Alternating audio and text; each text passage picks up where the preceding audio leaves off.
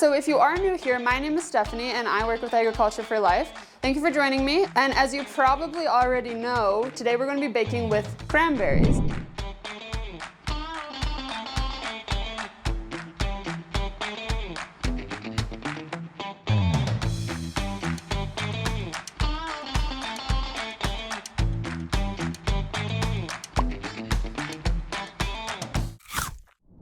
Today we're making cranberry muffins. Cranberries tend to be very sour and very tart, so when they're paired with something that's sweet, like the sugar in the muffins or white chocolate chips, it really brings out the different flavors, and the different kind of flavors taste really good together. So I'll give you some cranberry facts. As I said, they're very sour on the inside, bright red on the outside, and they're actually native to North America, so they're from here. And today in Canada, most cranberries are grown in BC and Quebec. If you don't have the recipe out in front of you, I'm going to read out the steps as we go. So first step, preheat oven to 350 degrees. I've already done that. And then line muffin tins with liner or spray with a nonstick cooking spray. So I am going to be using this muffin tin, which actually doesn't need to be lined with anything because it can just pop the muffins right out. But if you haven't yet, I would line your muffin tray now. And then we'll get on mixing things. In a medium bowl, combine flour, baking powder, salt, and cinnamon. So I have a few bowls here, and I'm going to grab my medium-sized one because we're going to be using the large one for the wet ingredients. Flour. We need 2 cups of flour. When you're baking, make sure you measure everything carefully because some of the most common mistakes in baking are when things aren't measured correctly. And then it might not bake the way you want, but it will probably still taste good. Okay, I have my 2 cups of flour. I'm going to put my flour off to the side. Now, if you've been in this class before, I know you already know this, but I have here a teaspoon and a tablespoon. And the way you can tell the difference is a teaspoon is a lot smaller than a tablespoon, and it will have the TSP on it, whereas a tablespoon is usually TBSP. So it's a lot smaller. If you have these two, grab the smaller one. And we're going to be doing 2 teaspoons of baking powder.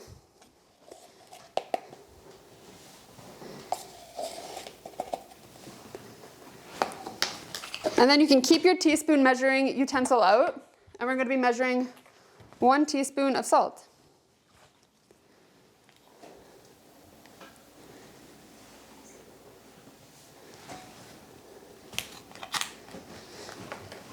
And then, again, you can still keep it out. We're going to be using 1 teaspoon of cinnamon.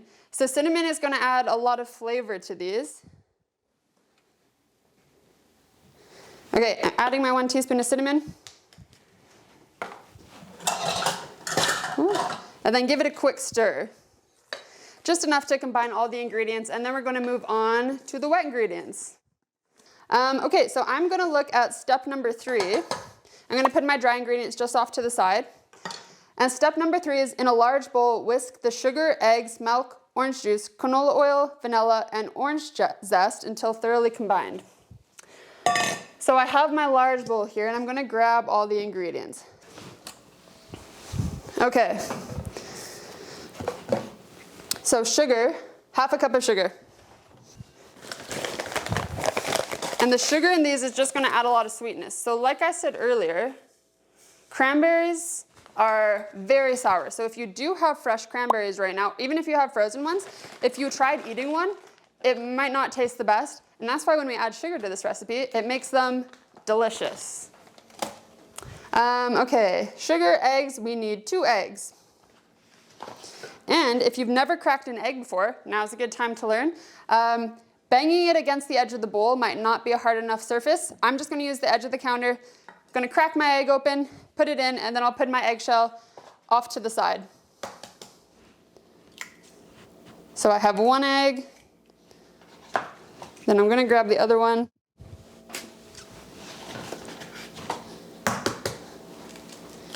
Two eggs. I'm just going to wash my hands off so I don't get the egg anywhere.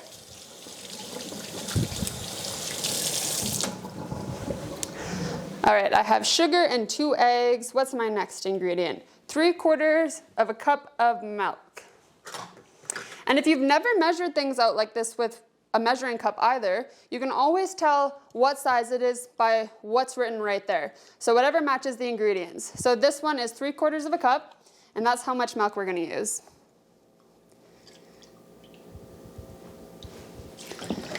And next we'll do a 1/4 cup of orange juice. And the orange juice is nice in this recipe because it's going to add a zesty flavor. So we have the sour kind of tartness from the cranberries, sweetness from the sugar and the white chocolate, and then the zesty taste from the orange juice.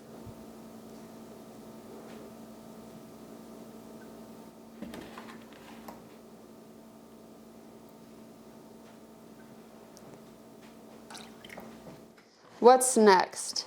Canola oil and vanilla. We need 1/3 cup of canola oil.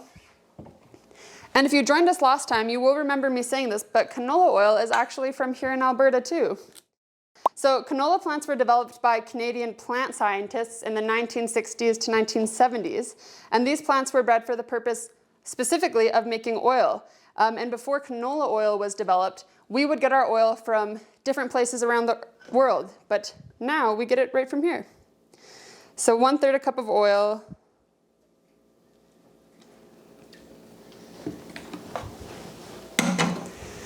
And then we need 2 teaspoons of vanilla. So the little measuring spoon that we were using before, we're going to use it again. Just a little bit of vanilla. And again, this is the kind of ingredient, if you want to add more because you really like the taste of vanilla, then go ahead and add more. But if you don't like it so much, you don't even need to add it in. But I really like the taste of vanilla, so I'm going to do just as the directions say. I'm going to add 2 teaspoons of vanilla. And we will be using this later, but for now I'm just going to put it off to the side. And then zest of 1 orange. So this part might be a little tricky. I have my orange here. My orange is pretty big. I might zest just half of it. And as I zest it, I'm just going to be putting it right in that bowl. So to zest it, you can use a grater, anything you have that's going to grate up the peel into small little pieces. I'm going to wash my orange before I do that though.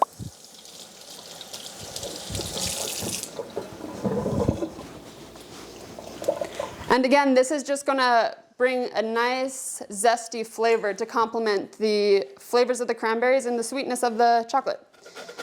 And so to zest it, you don't want to go too low on the peel, because if you do and it starts to turn white, it's not going to be as flavorful. So you just want to be using the very outside of it. So if you're grating one side and you find it starts to change color, turn the orange around and grate another side. And you might need to be careful doing this part. Watch your fingers as you're grating.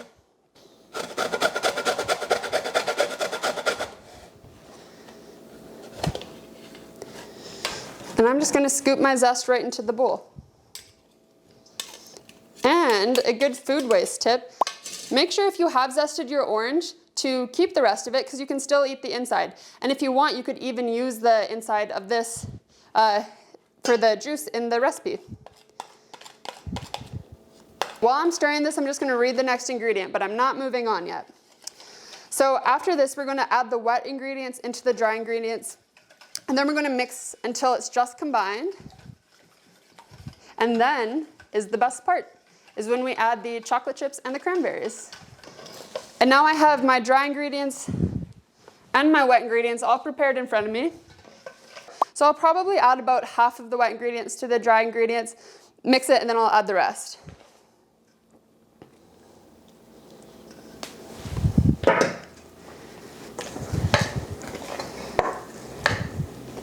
And mix everything. And make sure when you're mixing, mix from the sides. Make sure you get all the flour. It really tends to stick to the side. So almost scoop it off from the sides. Scoop from the bottom. Make sure you're incorporating all the flour from the bottom, because the flour is going to stick everywhere. But as long as you're mixing it good, it will incorporate everything.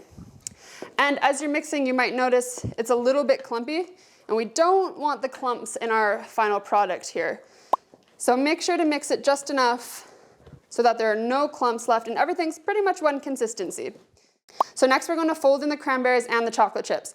So before you do this step, make sure that everything's pretty mixed well together, and then measure everything else in, because once the cranberries and chocolate is in there, we're not going to want to mix it too much. And it's going to make it a little bit heavier to mix.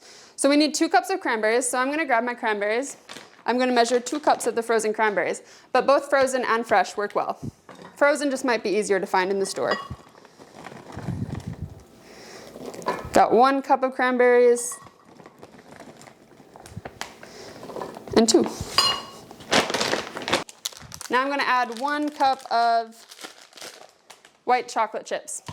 And if you don't have the white chocolate chips, that's fine too. They do tend to have a little bit of a different flavor than other chocolate chips, but they'll still taste good either way.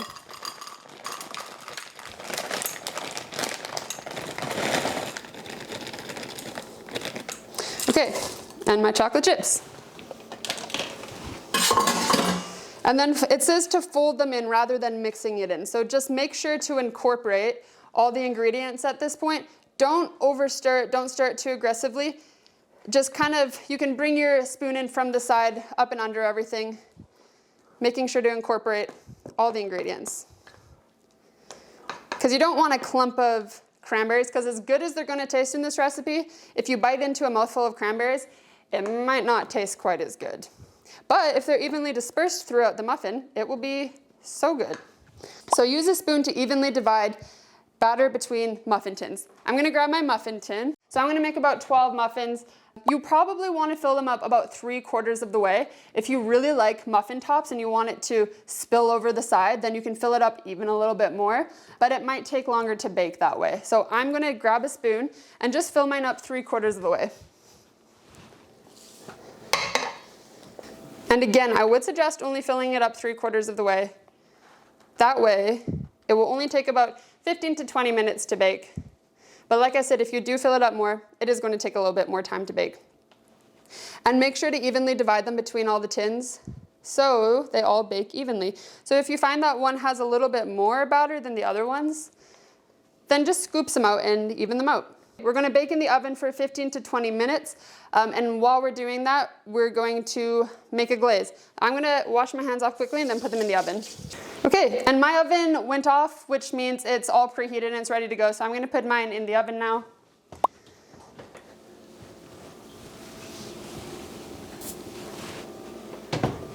And make sure to do so carefully because your oven's going to be really hot. The next part we're going to do is we're going to make the icing that's going to go on top of the muffins.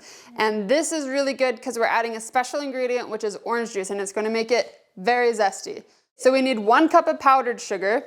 And make sure you just have a little bowl out in front of you. I'm going to use a whisk. If you don't have a whisk, you can use a fork or a spoon, anything that will mix all the ingredients together.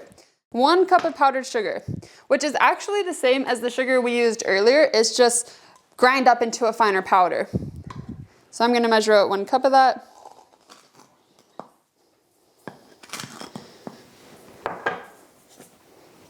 Then we're going to do 2 tablespoons of orange juice. As you measure this, I would keep the orange juice right beside you because sometimes when I make this, I find that it turns out quite runny and sometimes it turns out a little bit thicker, which either way it's going to taste really good. So if you want it a little bit thicker, then you could put less liquid in it. And if you wanted a bit more runny on top of your muffins, you could put more in it. I'm just going to follow the recipe, so that's 2 tablespoons. 1 tablespoon and 2. And then we need 1 teaspoon of vanilla.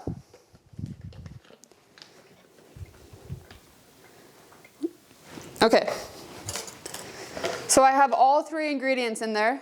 I have 1 cup of powdered sugar, 2 tablespoons of orange juice, and 1 teaspoon of vanilla.